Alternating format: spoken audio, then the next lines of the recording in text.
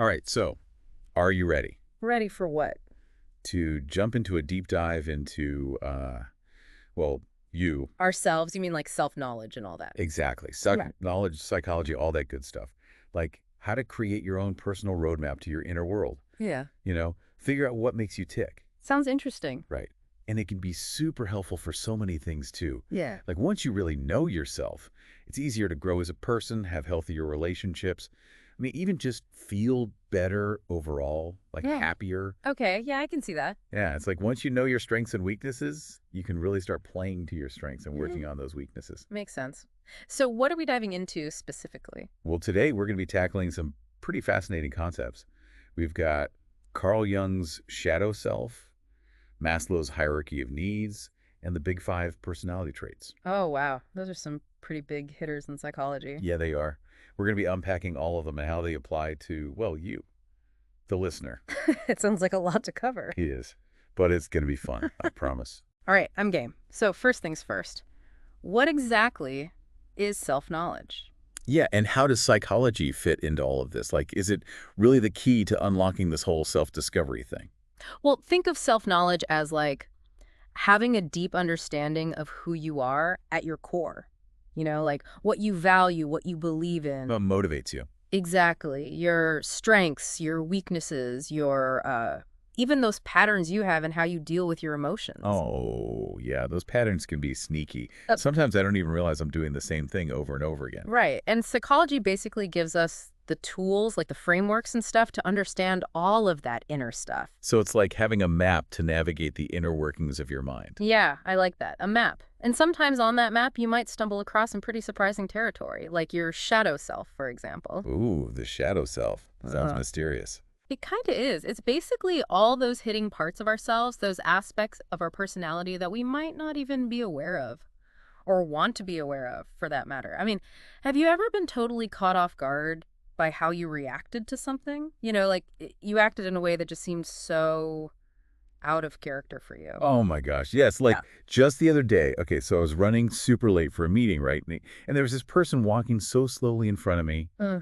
and I lost it. oh, no. Yeah, I know. I felt so bad afterward. It was Oh, totally out of character for me. But I was just so stressed about being late that I kind of projected all of that anxiety onto this poor, unsuspecting slow walker. wow. See, that's a perfect example of your shadow self coming out to play. It's those parts of ourselves that we usually keep hidden, maybe even from ourselves, but those shadow parts can really trip us up if we don't acknowledge them. Okay, so how do we do that? How do we move from being surprised by our shadow selves Hmm. to actually, I don't know, taming them, integrating them in a healthier way? That's where understanding your motivations can be super helpful.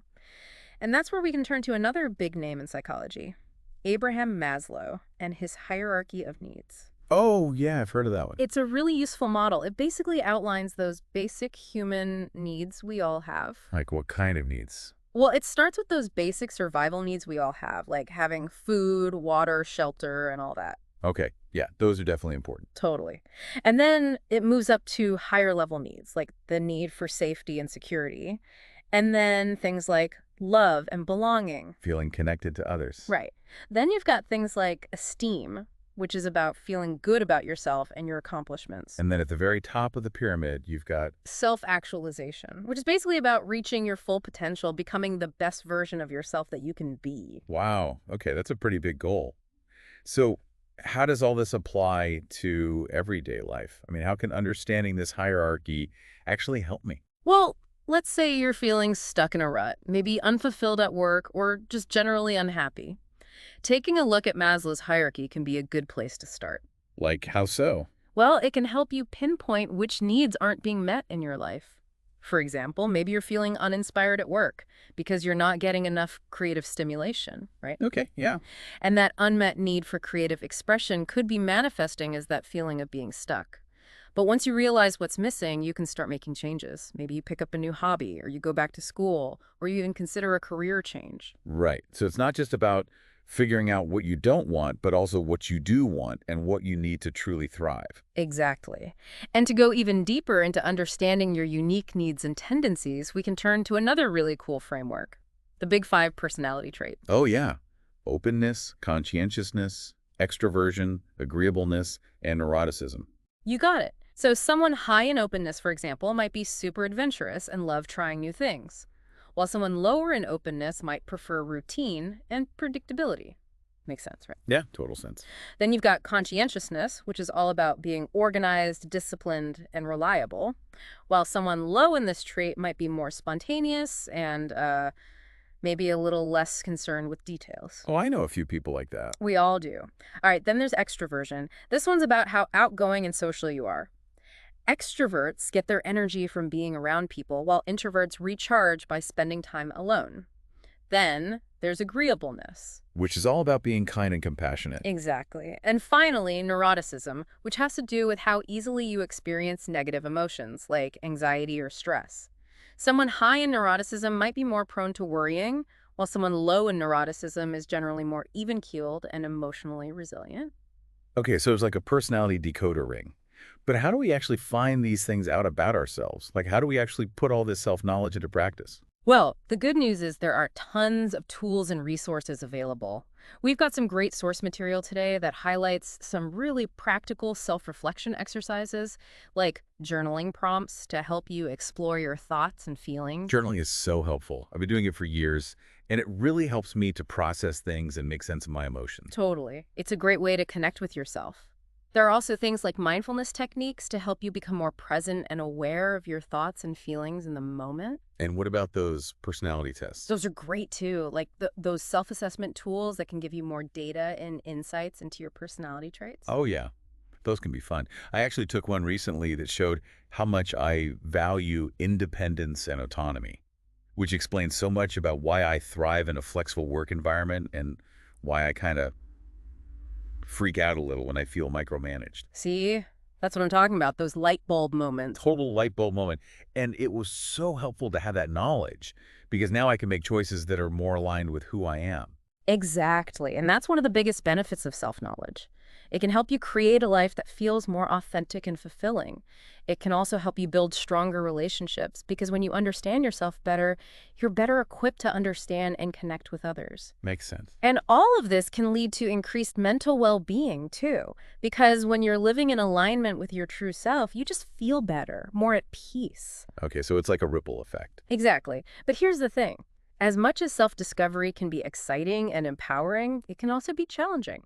We're going to bump into some roadblocks along the way. Like what kind of roadblocks? Well, for starters, there's the whole fear of vulnerability thing. Like Yeah. really looking at ourselves honestly can be kind of scary, right? Yeah, it's way easier to just coast along on autopilot sometimes. Totally get it. Yeah. But if we want to grow, we got to be willing to dig a little deeper, even if it gets uncomfortable.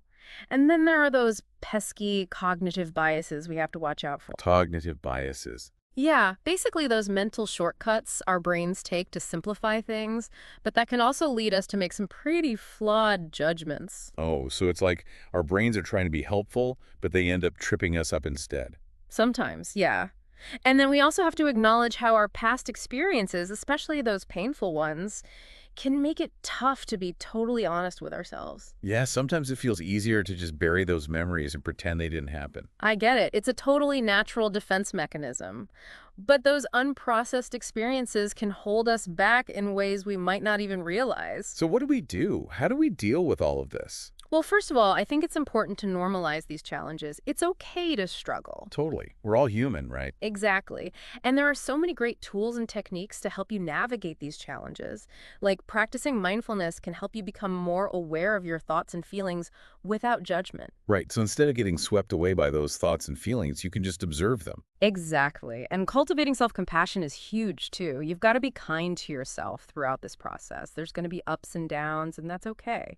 And then, of course, sometimes you might need a little extra support, and that's where seeking professional guidance can be incredibly helpful. A therapist can help you unpack those deeper issues, work through those past traumas, and develop healthier coping mechanisms. Awesome. So we've covered a lot of ground today, from the depths of the shadow self to the heights of self-actualization. It's been quite the journey. It has, but remember, self-knowledge is a lifelong process, not a one-time destination. It's about continually learning and growing and becoming more aligned with your true self. Love that. So as you continue on your self-discovery journey, here's one final question to ponder. What aspect of yourself are you most curious to explore further? What secrets are you ready to unlock? And what will you do with what you find? Ooh, good one. All right, folks, that's it for today's deep dive. Thanks for joining us and happy exploring.